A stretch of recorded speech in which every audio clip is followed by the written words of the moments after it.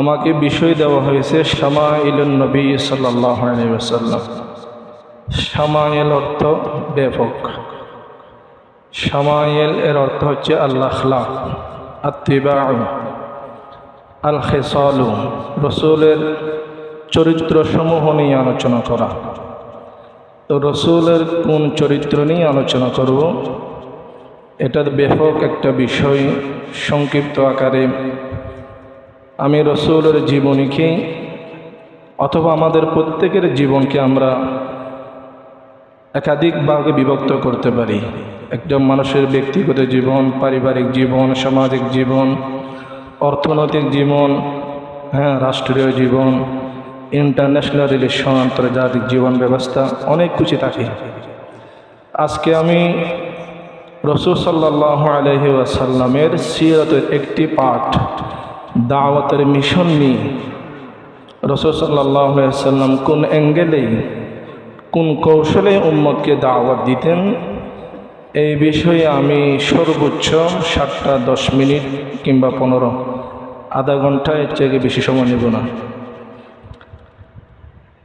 সম্মানিত হাজিরিন, রাসূল সাল্লাল্লাহু আলাইহি ওয়াসাল্লাম নবী হওয়ার আগে 39 বছর যখন তিনি অতিক্রম করলেন, তখন রাসূল সাল্লাল্লাহু আলাইহি ওয়াসাল্লামের কাছে একাকিত্ব জীবনটা বেশি ভালো লাগতেছে। মানুষের মধ্যে থাকে না, তিনি একাকী জীবন যাপন করতেন। তাহান্নুস এখতিয়ার করেছিলেন। তাহান্নুস বলা হয় আত-তাআব্বুদুল লায়ালি, রাত্রি ইবাদতকে তাহান্নুস বলে আরবি ভাষায়। রাসূল সাল্লাল্লাহু আলাইহি ওয়াসাল্লাম নবুয়ত প্রাপ্ত হওয়ার পরে দীর্ঘ অনেক দিন পর্যন্ত তিনি দাওয়াতের মিশনে নামেননি। হঠাৎ তিনি দায়িত্ব পাওয়ার সাথে সাথেই কাজে নেমে পড়েননি। তিনি প্রথমে কৌশল শিখলেন, নিয়ম জানলেন, মানুষের পরিবেশ বোঝার চেষ্টা করলেন।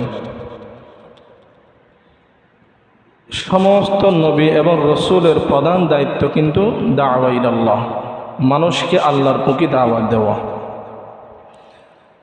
যুগে যুগে যত নবী রসুলকে আল্লাহ তাআলা পাঠাইছেন, প্রত্যেকে কিন্তু আল্লাহ দিকে দাওয়াত দিয়েছেন।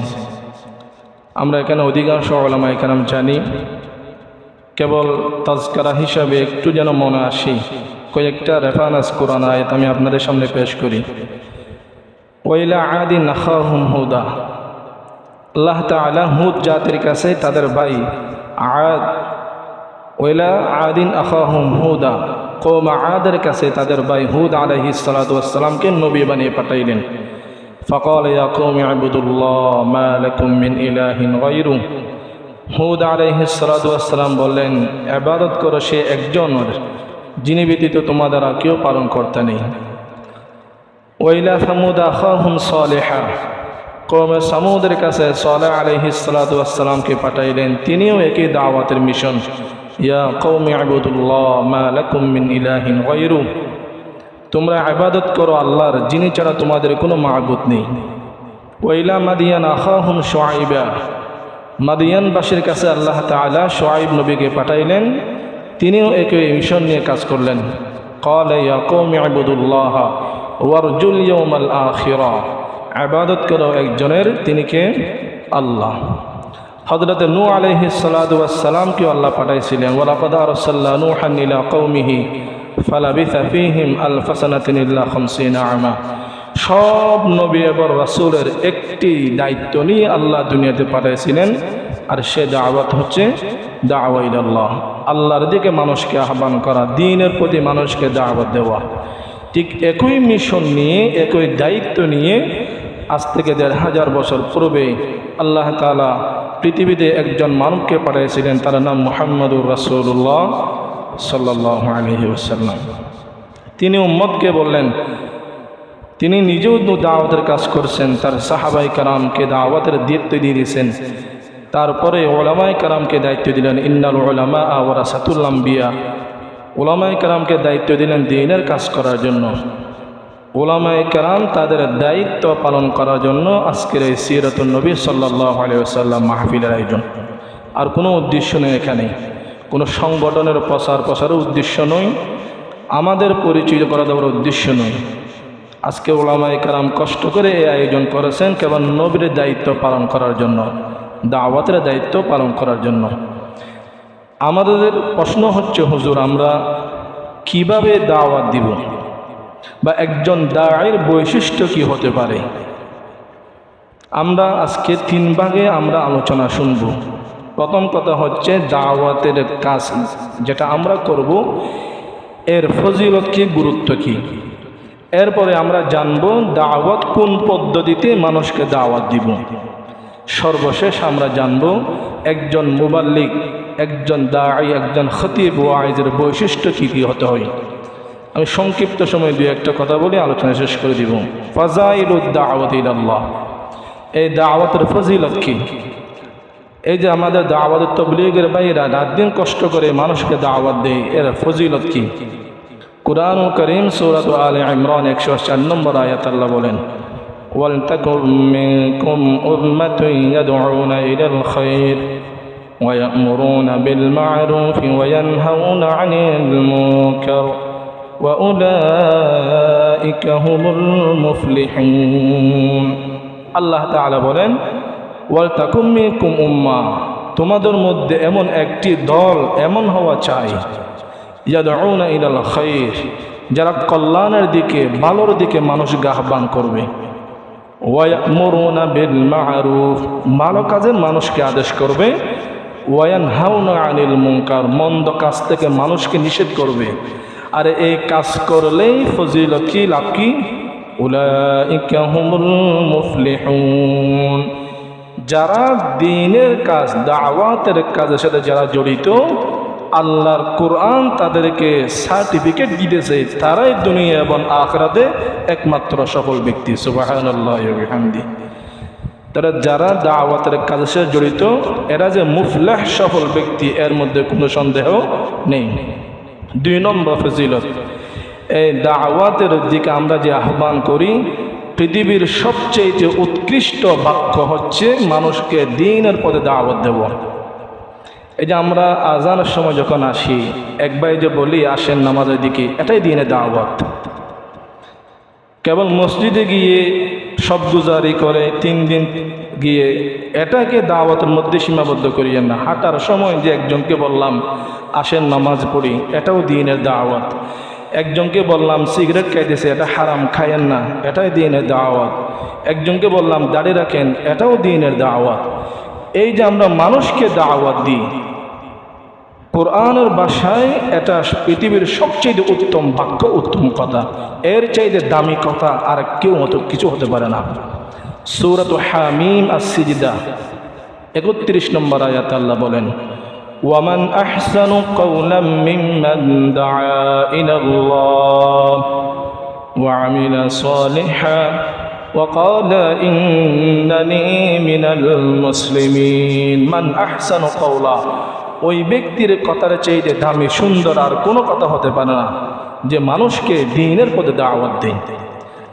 দাওয়াতের 3 নম্বর ফজিলত, আমরা মনে করি লক্ষ লক্ষ টাকা কামাইতেছি, টাকা কামানোকে আমরা সফলতা মনে করি।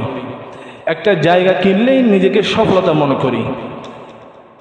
এর চাইতে কোটি গুণ দামি হচ্ছে একজন মানুষকে হেদায়েতের পথে দাওয়াত দেওয়া।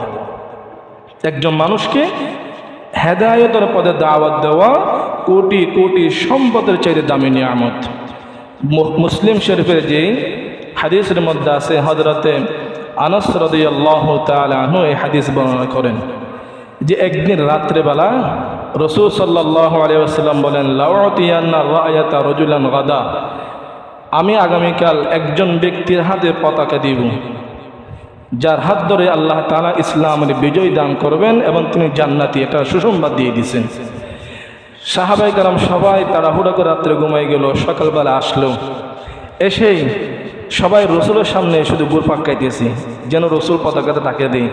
এর মধ্যে সবচেয়ে আগ্রহী যিনি ছিলেন তার নাম হযরত ওমর ফারুক রাদিয়াল্লাহু তাআলা আনহু। রসুল এদিকে তাকাইলে ওমর এদিকে যায়, রসুল যখন পিছনে তাকায় ওমর আবার ওদিকে যায়। মানে ওমর রাদিয়াল্লাহু তাআলার চাহিদা হলো রসুল যেন পতাকাটা আমাকে দেয়। এর কিছুক্ষণ পরে রসুল বললেন, আইনা আলী ইবনে আবি তালেব, আলী ইবনে আবি তালেব কোথায়, তাকে ডেকে নিয়ে আসুন। জৈনক সাহাবী বললেন, ইয়া রাসূলুল্লাহ, চোখের মধ্যে ব্যথা, চোখ খুলতে পারে না, আরাম করতেছে, বিশ্রাম নিতেছে। এবার রসুল বললেন, তাকে ডেকে নিয়ে আসো। হযরত আলী রাদিয়াল্লাহু তাআলা আনহুকে ডেকে আনা হলো। আল্লাহ রসুল বললেন, কি সমস্যা, তুমি আসো নাই কেন? বলো, রসুল চোখে ব্যথা। এবার নবী আকরাম সাল্লাল্লাহু আলাইহি ওয়াসাল্লাম নিজের লোহাব মুবারক নিয়ে হযরত আলী রাদিয়াল্লাহু তাআলা আনহুর চোখের মধ্যে মালিশ করে দিলেন। বর্ণনাকারী সাহাবী আনাস রাদিয়াল্লাহু তাআলা আনহু বলেন, রসুলের থুবত মুবারক লাগিয়ে দেওয়ার পরে আলীর চোখের দৃশ্যটা এমন হলো যেন তার চোখের মধ্যে জীবনে কোনো ব্যথা লাগে নাই, এমন সুন্দর হয়ে গেছে চেহারা, চোখ মুবারক। এরপরে রসুল পতাকা দিলেন। আলী রাদিয়াল্লাহু তাআলা জজবা এসে বলতেছে, ইয়া রাসূলুল্লাহ, যতক্ষণ মোকাবেল দুশমনকে প্রতিহত করব না, আমি মরাঙ্গ থেকে, যুদ্ধের ময়দান থেকে ফিরে আসবো না। রসুল সাল্লাল্লাহু আলাইহি সাল্লাম নিষেধ করলেন তাৎক্ষণিকভাবে। যখন জজবা আসলো, দাওয়াত জেহাদের ময়দানে যেতে নিষেধ করলেন, তুমি হিকমত অবলম্বন করো, কৌশল অবলম্বন করো, তোমাকে বাঁচতে হবে, তোমাকে দ্বীনের দায়িত্ব গ্রহণ করতে হবে। এরপরে যে কথাটি রসুল বলতেছেন, ফাওয়াল্লাহি লাআন ইয়াহদিয়ান্না বিকা রাজুলান ওয়াহিদান কানা খায়রুল লাকা মিন হুমুরিন নিআমি। আলী, তোমার মাধ্যমে যদি একজন ব্যক্তি হেদায়েত প্রাপ্ত হয়, তোমার দাওয়াতের ফলে যদি একজন মানুষ দ্বীনের পথে আসে, এটা তোমার জন্য লাল উট পাওয়ার চাইতে অনেক গুণ দামি। তৎকালীন সবচেয়ে দামি সম্পদ ছিল আরবের লাল লাল উট। আরবের লাল উট এর চাইতে দামি হলো তোমার দাওয়াতের মাধ্যমে একজন মানুষ যেন হেদায়েতের পথে আসে। এরকম দামি কাজ, ফজিলতপূর্ণ কাজ, নবীওয়ালা কাজ আমরা প্রত্যেকে করার জন্য প্রস্তুত আছি ইনশাআল্লাহ। করবেন তো ইনশাআল্লাহ? এখন কিভাবে করবেন? সময় আমার সীমিত, 15 মিনিট। কিভাবে দাওয়াতের কাজ করবেন, কোন কৌশল করবেন, 3টা পদ্ধতি আমি আপনাদেরকে বলি। সবগুলো পদ্ধতি কোরআন থেকে হবে। 1 নম্বর, মানুষকে যখন আমরা দাওয়াত দিব, হিকমত কৌশল অবলম্বনকে দাওয়াত দিব, এবং ভাষাটা হবে উত্তম ভাষা। সূরা নাহল 14 নম্বর পারার সর্বশেষ পৃষ্ঠা 124 নম্বর আয়াত, আল্লাহ তাআলা বলেন, উদউ ইলা সাবিলি রাব্বিকা বিল হিকমাতি ওয়াল মাউইজাতিল হাসানা। আল্লাহ তাআলা নবীকে দাওয়াতের দায়িত্ব দেওয়ার পর বলতেছেন, নবী গো, মানুষকে দাওয়াত দিবেন হিকমত অবলম্বন কইরা, ওয়াল মাউইজাতিল হাসানা, উত্তম ভাষা ব্যবহার কইরা মানুষকে দাওয়াত দিবেন। হিকমত বুঝেই, পরিবেশ বুঝেই, স্থান কাল বুঝেই মানুষকে দাওয়াত দিতে হবে। হঠাৎ তার মধ্যে একটা দুষ্টুটি, সে এখন একটা গুনাহের মধ্যে লিপ্ত, এমন তো অবস্থায় আপনি তাকে দিয়ে সাথে সাথে দাওয়াত দিবেন না। সে তার কাছ থেকে ফারাক হয়ে যাক, এরপরে তাকে হিকমত, একাকী নির্জনে ডেকে তার সম্মান যেন নষ্ট না হয়, হিকমত অবলম্বনকে তাকে দাওয়াত দিতে হবে। 2 নম্বর, দাওয়াতের ভাষা হতে হবে একদম মিষ্টি ভাষা, নরম ভাষা, কটু কথা বলা যাবে না। সূরা তাহা 43-44 এই 2টি আয়াত আপনারা দেখেন। হযরতে মূসা আলাইহিস সালাতু ওয়াস সালামকে যখন আল্লাহ তাআলা বললেন যে যাও ফিরআউনকে দ্বীনে দাওয়াত দাও, ইন্নাহু তাগা, সে সীমালঙ্ঘন করে ফেলতেছে, সে নিজেকে আনা রাব্বুকুমুল আলা, সে সবচেয়ে বড় খোদা দাবি করতেছে। ইযহাব আনতা ওয়া আখুকা, তুমি এবং তোমার ভাই যাও, তাকে দ্বীনে দাওয়াত দাও। খবরদার মূসা, তুমি তো রাগী মানুষ, তোমার তো মেজাজ বেশি গরম, খবরদার কঠোর ভাষা বলবা না। ফাকুলা লাহু কাওলান লাজ্জিনা, নরম ভাষা, মিষ্টি ভাষা বলবা, কারণ ভাষা যখন মিষ্টি হয়, সুন্দর হয়, লাআল্লাহু ইয়াতাযাক্কারু আও ইয়াখশা, তোমার মিষ্টি ভাষা ব্যবহারের কারণে তাৎক্ষণিক হয়তো সে হেদায়েত প্রাপ্ত হবে, অথবা তার অন্তরে আল্লাহর ভয় সৃষ্টি হবে। এজন্য দাওয়াতের 2 নম্বর পদ্ধতি হলো নরম ভাষায়, যেই ভাষায় তার দিলে আঘাত না আসে এরকম ভাষা বলতে হবে। 3 নম্বর, যিনি দাওয়াত দিবেন তার অন্তরে তার প্রতি মায়া থাকতে হবে, নরম দিল নিয়ে।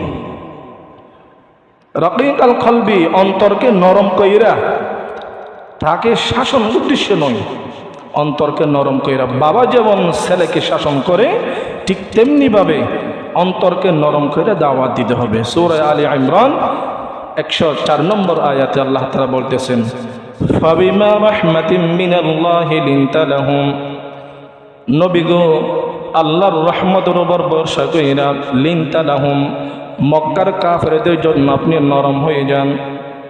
ওয়ালাউ কুনতা ফাজ্জান গালিজাল কলবি লানফাদ্দু মিন হাওলিক, ওয়ালাউ কুনতা ফাজ্জান বলা হয় কঠোর ভাষা ব্যবহারকারীকে। যদি আপনার মতুর ভাষা কঠোর হয়, কট্টর হয়, গালিজাল কলবি, অন্তরে যদি মানুষের প্রতি বিদ্বেষ থাকে, হিংসা থাকে, অন্তরে যদি তার প্রতি ধরত না থাকে, লানফাদ্দু মিন হাওলিক, মানুষ আপনার থেকে দূরে সরে যাবে। তো মানুষ দূরে সরে গেলে দাওয়াত দেবেন আপনি কাকে? এই জন্য ফাজ্জান হওয়া যাবে না, কট্টরবাসী হওয়া যাবে না, গালিজাল কলবি হওয়া যাবে না, অন্তর নরম হতে হবে। অন্তর নরম, মুখের ভাষা মিষ্টি, হিকমত কৌশল পরিবেশ বুঝে দাওয়াত দিলেই এই দাওয়াত নিশ্চয়ই এটা সফল হবে। কোরআনের ভাষা। আমরা যারা দ্বীনের কাজ করি, আমরা ঠিক এই নিয়মগুলো অবলম্বন করে যদি দাওয়াত দিই, ইনশাআল্লাহ আমাদের প্রতিটা দাওয়াত যাকে দিব তিনি হয়তো হেদায়েত প্রাপ্ত হবেন, না হয় তার অন্তরে কিছুটা হলেও আল্লাহর ভয় তার অন্তরে সৃষ্টি হবে। রাজি আছেন তো ইনশাআল্লাহ? এখন কথা হচ্ছে, আমরা যারা দ্বীনের দাওয়াত দিব, দাওয়াতের তবলিগ আমরা যারা করি, আমাদের কিছু বৈশিষ্ট্য নিয়ে আমি 5 মিনিট কথা বলে শেষ করে দিচ্ছি। আমাদের কিছু বৈশিষ্ট্য, খাসালুল মুবাল্লিগ, দাওয়াত যিনি দিবেন তার কিছু বৈশিষ্ট্য লাগবে। 1 নম্বর, দাওয়াত দিব একমাত্র কেবলমাত্র আল্লাহকে খুশি করার জন্য, লোক দেখানো নয়। মানুষ আমাকে দিনদার বলবে, পরহেজগার বলবে, মুত্তাকি বলবে, ধার্মিক বলবে, আল্লাহওয়ালা মানুষ, আল্লাহর ওলি, এই মানুষের প্রশংসা পাওয়ার জন্য দাওয়াত হবে না। দাওয়াত করব একজনকে খুশি করার জন্য। আওয়াজ করে বলতে হবে, তিনি কে? সূরা হামিম সাজদা 11 নম্বর আয়াত, কুল ইন্নী উমিরতু আন আ'বুদাল্লাহা মুখলিসাল লাহুদ্দিন। নবী আপনি আপনার উম্মতকে বলে দেন, উমিরতু, আমি আদেশপ্রাপ্ত হলাম, আন আ'বুদাল্লাহা মুখলিসাল লাহুদ্দিন, আমি আল্লাহর ইবাদত করব, দাওয়াত করব একমাত্র কাকে খুশি করার জন্য। ওয়া মা উমিরু ইল্লা লিয়া'বুদুল্লাহা মুখলিসিনা লাহুদ্দিন। হে দাওয়াতের বাইরা, দাওয়াতের কাজে সফল হতে হলে আপনাকে ইখলাস হতে হবে, মুখলিস হতে হবে। আপনার দাওয়াত দেওয়ার সময় অন্তরে ইখলাস থাকতে হবে। আমি তাকে দাওয়াত দিতেছি হেদায়েত দেওয়ার জন্য, আমাকে ওলি হিসাবে প্রচার করার জন্য নয়। তাহলে যারা মুবাল্লিগ, যারা ওয়াইজ, খতিব, এদের 1 নম্বর কাজ অন্তরে ইখলাস পরিপূর্ণ থাকতে হবে। এই জন্য আমার শেখ মুর্শিদ মুফতি শামসুদ্দিন জিয়া সাহেব বারাকাল্লাহু ফি হায়াতি, পুরিয়া মাদ্রাসা শেখুল হাদিস, আমি যখন হুজুরের কাছে গেলাম বাইত হওয়ার জন্য, হুজুর সর্বপ্রথম তোমার দায়িত্ব কি? বলে আমি মাদ্রাসায় পড়াই, একটা মসজিদে জুমা পড়াই। তখন হুজুর আমাকে যে কথাই বলছে, ইয়া খতিব ইজ নাফসাকা ক্বাবলা আন তাইজান নাস, ইয়া খতিব ইজ নাফসাকা ক্বাবলা আন তাইজান নাস, তুমি মানুষকে দাওয়াত দেওয়ার আগে তুমি তোমার নিজেকে ওয়াজ করো, নসিহত করো। কারণ তোমার দাওয়াত যদি ইখলাস না থাকে, এই দাওয়াত, এই বয়ান, এই খেতাবত কিয়ামতের দিন তোমার জন্য জাহান্নামে যাওয়ার একটা মাধ্যম হয়ে যাবে। নাউযুবিল্লাহি মিন যালিক। আল্লাহ তাআলা আমি সহ আমরা যারা দ্বীনের কাজ করি সবাইকে মুখলিস হওয়ার তৌফিক দান করুন। 1 নম্বর ইখলাস থাকতে হবে। 1 নম্বর ইখলাস থাকতে হবে, দাওয়াতের কাজে ইখলাস থাকতে হবে। 2 নম্বর, আমরা যখন দাওয়াত দিতে যাব, মানুষের কটু কথা, কটু বাক্য, খারাপ ব্যবহার, এগুলোর সম্মুখীন হতে হয়। এগুলোর উপর আমাদেরকে ধৈর্য ধারণ করতে হবে, সবর করতে হবে, তাহাম্মুল করতে হবে, বরদাস্ত করতে হবে। নবী আকরাম সাল্লাল্লাহু আলাইহি ওয়াসাল্লাম দাওয়াত দিতে গিয়ে যে পরিমাণ কষ্টের সম্মুখীন হয়েছেন, বর্তমান কিন্তু আমরা সেই পরিমাণ কষ্টের সম্মুখীন হই না। আমি একটা হাদিস কেবল আপনাদের শোনাবো, এটাও মুসলিম শরীফের হাদিস, বর্ণনাকারী আম্মা জান আয়েশা সিদ্দিকা রাদিয়াল্লাহু তাআলা আনহা, তিনি হাদিস বর্ণনা করেন, ক্বালা রাসূলুল্লাহ সাল্লাল্লাহু আলাইহি ওয়াসাল্লাম, আম্মা জান আয়েশা নবীকে বললেন, ইয়া রাসূলুল্লাহ হাল আতা আলাইকা ইয়াউমুন আশাদ্দা মিন ইয়াউমি উহুদ। ইয়া রাসূলুল্লাহ, উহুদের প্রান্তে আপনি যেভাবে আঘাতপ্রাপ্ত হয়েছেন, কষ্ট পেয়েছেন দাওয়াতের জীবনে, এই পরিমাণ কষ্ট মনে হয় আপনার জীবনে আর আসেনি। আপনি মনে হয় সবচাইতে দাওয়াতের দিকে কষ্ট পেয়েছেন কোথায়? উহুদের প্রান্তে। ফাকাল রাসূলুল্লাহ সাল্লাল্লাহু আলাইহি ওয়াসাল্লাম, ইয়া আয়েশা লাকাদ লাকিতু মিন কওমিকে মা লাকিতু। তোমার জাতি দ্বারা যে পরিমাণ আমি কষ্ট পেলাম, পৃথিবীর অন্য কোনো জাতি দ্বারা এই পরিমাণ কষ্ট আমি পাই নাই। ইয়াউমাল আকাবা, তায়েফের ময়দানে কাফেরদের যে আঘাত আমি পেলাম, উহুদের ময়দানে এরকম আঘাত আমি নবী পাই নাই। তোমার জাতি, সেখানে আমি নবুয়ত প্রাপ্ত হওয়ার পরপরই শাওয়াল মাসে আমি সেখানে দাওয়াত দিতে গিয়েছিলাম। দাওয়াত দিতে গিয়েছিলাম, ওখানকার তিনজন বড় নেতা কি? এক নম্বর হলো আবদা ইয়ালিব, দ্বিতীয় ব্যক্তির নাম হাবিব, তৃতীয় ব্যক্তির নাম মাসউদ। এরা সহ এদের সাঙ্গপাঙ্গ যারা আছে তাদেরকে দ্বীনে দাওয়াত দিতে গিয়েছিলাম। তাদেরকে যখন দ্বীনে দাওয়াত দিলাম, ফালাম ইউজিবু মা আরাদতু, যে ইচ্ছায় আমি দাওয়াত দিলাম তারা আমার দাওয়াতে সাড়া দেয়নি, আমার দাওয়াতে সাড়া দেয়নি, বাস এতটুকু হয়ে গেছে। কিন্তু তারা কি করলো? ফাসাল্লাতু আলাইয়া সিগারাহুম ওয়া সুফাহাহুম। এ আজিজ নগরের মুসলমান কান কাটা করে শুনে রাখেন, তায়েফবাসী আমার দাওয়াত গ্রহণ করে নাই, তায়েফের নেতারা আমার দাওয়াত গ্রহণ করে নাই, কষ্ট পাই নাই। কিন্তু তারা আমার দাওয়াত তো গ্রহণ করে নাই, কটু বাক্য ব্যবহার করেছে আমার ক্ষেত্রে। একবার বললে মুহাম্মদ পাগল হয়ে গেছে, নাউজুবিল্লাহ। বলে এতিম ছেলে কি করবে, ধর্ম ব্যবসা করতেছে, বলে নাউজুবিল্লাহ। বলে না কাজ নেই, কোনো কাজ নেই হুজুরদের, হ্যাঁ এই জন্য তাবলীগে গেছে, আর কি কোনো কাজ তো নেই ইনকামের, ফি সাবিলিল্লাহ খাওয়ার জন্য গেছে। কে দাওয়াতের কাজ যারা করে এরকম অনেক কথা শুনতে হয় যে আপনাদের খায়দের কোনো কাজ নেই, কেবল মসজিদে পড়ে থাকেন, এরকম অনেক কত কথা আপনাদেরকে শুনতে হবে। কেন এটা তো আপনারা শুনেন নাই, আপনাদের যিনি গুরু, যিনি নবী মুহাম্মদুর রাসূলুল্লাহ, তিনিও এই কথা শুনছেন। তাই বলে দাওয়াতের কাজ বন্ধ করা যাবে না। যেখানে নবী পর্যন্ত মানুষের মুখের কটু কথা থেকে বাঁচতে পারে নাই, সেখানে আমরা কিভাবে বাঁচব? কিলা ইন্নাল ইলাহা যু ওয়ালাদিন ওয়া কিলা ইন্নার রাসূলা ক্বাদ কাহানা মা নাজাল্লাহু ওয়ার রাসূলু মা'আন মিন লিসানিল ওয়ারা ফাকাইফা না। যেখানে মানুষের মুখ থেকে আল্লাহ পর্যন্ত বাঁচতে পারে নাই, যেখানে মানুষের মুখের দুর্ব্যবহার থেকে নবী মুহাম্মদ বাঁচতে পারে নাই, যেই মুখের দুর্ব্যবহার থেকে যুগের শ্রেষ্ঠ উলামায়ে কেরাম বাঁচতে পারে নাই, সেখানে আমরা কিভাবে বাঁচব? কষ্ট আসবে। এরপরে তায়েফবাসী কি করলো? সাল্লাতু আলাইয়া সিগারাহুম, কিশোর জ্ঞান লাগাই দিছে আমার পিছনে, কিশোর জ্ঞান। ওয়া সুফাহাহুম, মূর্খদেরকে লেলিয়ে দিছে। ফারামুনি বিল হিজারি, তায়েফের কিশোরগণরা বেকুফরা আমাকে পাথর দিয়ে আঘাত করতে লাগলো। এক একটা পাথর মাথায় লাগে, চেহারায় লাগে, গায়ে লাগে, সারা শরীর থেকে রক্ত বেয়ে বেয়ে পড়তেছে। পাও মুবারক পর্যন্ত রক্ত যখন গেল, আমি নবী চিন্তা করলাম যে মাটির মধ্যে নবীর রক্ত পড়ে ওই মাটির জন্য হেদায়েত হারাম হয়ে যায়। এই জন্য আমি নবী হাত দিয়ে পা থেকে রক্তগুলো উঠাই নিলাম এবং মনে মনে বলতেছি আল্লাহকে, আল্লাহুম্মা হদি কওমি ফাইন্নাহুম লা ইয়ালামুন। আল্লাহ, তারা না বুঝেই কিন্তু এই দুর্ব্যবহার করতেছে, আপনি তাদেরকে ধ্বংস করিয়েন না, আযাব দিয়েন না। এরপরে নবীকে আরো আঘাত করতেছে তারা। নবী বলতেছে আঘাত খেতে খেতে আমি জ্ঞান হারিয়ে ফেললাম, আমি ওখান থেকে কোন দিক থেকে হাঁটতেছি নিজে জানি না। ফালাম আস্তাফিক, আমার হুশ জ্ঞান নেই।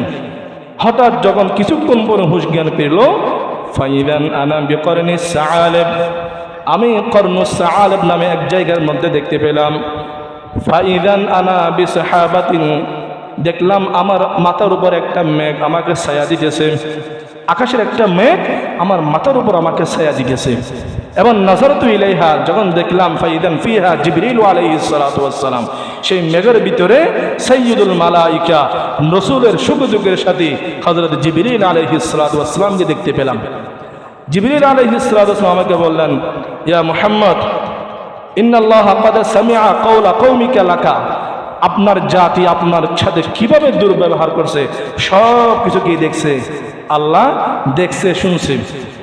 ওয়াকাদ বাআসা ইলাইকা মালাকাল জিবালি, পাহাড়ের দায়িত্বে যে ফেরেশতা আল্লাহ তাকে পাঠাইছে আপনার কাছে, আপনি তাকে যা আদেশ করবেন তিনি তাই পালন করবে। ফানাদা মালাকুল জিবালি, এমত অবস্থায় পাহাড়ের দায়িত্ব নিয়োজিত ফেরেশতা আওয়াজ দেন, আসসালাতু ওয়াসসালামু আলাইকা ইয়া রাসূলুল্লাহ, আসসালাতু ওয়াসসালামু আলাইকা ইয়া হাবিবাল্লাহ। নবী গো, তায়েফবাসী আপনার সাথে কি দুর্ব্যবহার করছে আল্লাহ সব জানে, সব বুঝে দেখছে। আমাকে পাঠাইছে আপনার কাছে, আপনি যা আদেশ করবেন আমি তাই পালন করব। ইনশিতা আন উতবাকা আলাইহিমুল আখশাবাইন, এই যে কর্নুস সাআলেব মক্কা তায়েফের মাঝখানে একটি জায়গা, খোলা জায়গা, নবী আপনি যদি আদেশ করেন দুই পাহাড়কে আমি এমনভাবে মিলাই দিব তায়েফের একটা মানুষ দুনিয়ার জমিনে জীবিত থাকবে না, একটা মানুষ থাকবে না, আপনি আদেশ করেন। ফকান রাসূল সাল্লাল্লাহু আলাইহি ওয়াসাল্লাম, বাল আরজু আন ইউখরিজাল্লাহু মিন আসলাবিহিম মান ইয়াবুদুল্লাহ ওয়াহদা লা ইউশরিকু বিহি শাইআ। নবী সাল্লাল্লাহু আলাইহি ওয়াসাল্লাম বললেন, না না ভাই, আমি আমার উম্মতকে ধ্বংস করতে চাই না। যদি আমি তাদেরকে তাদের জন্য বদদুয়া করে দিই, তারা যদি ধ্বংস হয়ে যায়, দাওয়াতের মিশন বন্ধ হয়ে যাবে, দুনিয়াতে মানুষ থাকবে না। মানুষ না থাকলে দিনে দাওয়াত কাকে দিব? আমি চাই তারা না বুঝলেও একবার বলবো, দুইবার বলবো, তিনবার বলবো, দাওয়াত দিতেই থাকবো। তারা না বুঝলেও তাদের উরুস থেকে যে সন্তান বাহির হবে তারাও একদিন আমার কণ্ঠে কণ্ঠে মিলে বলবে, লা ইলাহা ইল্লাল্লাহু মুহাম্মাদুর রাসূলুল্লাহ। তাদের উরুস থেকে যারা বাহির হইবে তারাই একদিন ইসলামের দাওয়াত গ্রহণ করে শান্তির এই পতাকাতে তারা আশ্রয় গ্রহণ করবে। অতএব আমি নবী চাই না আমাকে যারা কষ্ট দিছে, আঘাত করছে, তারা ধ্বংস হোক, এটা আমি নবী চাই না। এরপরে তো মানুষ হিসাবে অন্তরে আঘাত কষ্ট আছে নাই বলেন? নবী একজন মানুষ, কষ্ট আছে। তখন আল্লাহ তাআলা রসুলকে সান্ত্বনা দিচ্ছে, নবী কাজ করতেছে দ্বীনের এই পথে যারা হাঁটে তারা কোনো না কোনো ব্যক্তি দ্বারা আঘাতপ্রাপ্ত হয়, হয়তো পরিবারের সদস্য দ্বারা, না হয়তো সামাজিকভাবে, না হয়তো রাষ্ট্রীয়ভাবে তারা কষ্টের সম্মুখীন হবে। শুধু আপনি নয়, আপনার পূর্বে যত নবী রসুল দুনিয়াতে এসেছিল তারা প্রত্যেকে এই কষ্টের সম্মুখীন হয়ে গেছে। সূরা আনআম 34 নম্বর আয়াত আল্লাহ বলতেছেন, ওয়ালাকাদ কুযযিবাত রাসূলুম মিন ক্বাবলিকা ফাসাবারু আলা মা কুযযিবু ওয়া উযু হাত্তা আতাহুম নাসরুনা। নবী গো, লাকাদ কুযযিবাত, আপনার পূর্বে যত নবী রাসূল দুনিয়ায় এসেছিল তাদেরকে তাদের উম্মতরা মিথ্যাবাদী বলেছে, পাগল বলছে, মজনুন বলছে, কষ্ট দিয়েছে। এক একজনের কষ্ট এক এক রকম।